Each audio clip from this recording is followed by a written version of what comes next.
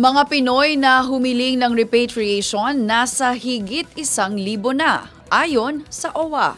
Umaabante sa balita si Abante reporter Chill Imprido. Umakyat pa ang bilang ng mga Pinoy sa Middle East na humiling ng repatriation o para makauwi na ng Pilipinas. Ito'y dahil pa rin sa nagpapatuloy na kaguluhan sa gitnang silangan. Ayon kay DMW Secretary Hans Leo Kakdak, ang mga naturang Pinoy ay humiling na mapauwi ng Pilipinas. Agad naman nila itong inasistihan para makuha ang lahat ng impormasyon at maiayos ang kanilang pag-uwi. Nagkakaroon laban ng delay sa ngayon dahil sarado pa ang airspace sa naturang rehiyon.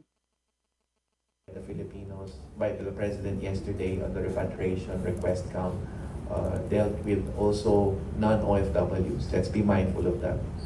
Kaya ang count namin and Admin PY will report on our count ng requests for repatriation assistance would be lesser than what the President mentioned kasi si President considers all Filipinos. Ang count ng DMW is the OFW request for assistance count. Okay, so meaning kasali dun sa bilang ni Pangulo yung mga turista, mga other types of Filipinos, dependents, mga in-transit na mga turista mula sa ibang bansa.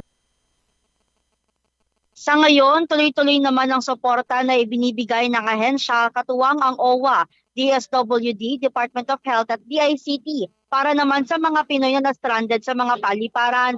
May ilan na nanunuluyan muna sa mga hotel na itinilaga ng OWA habang may ilan naman na pinayuhan muna na bumalik sa kanilang mga probinsya.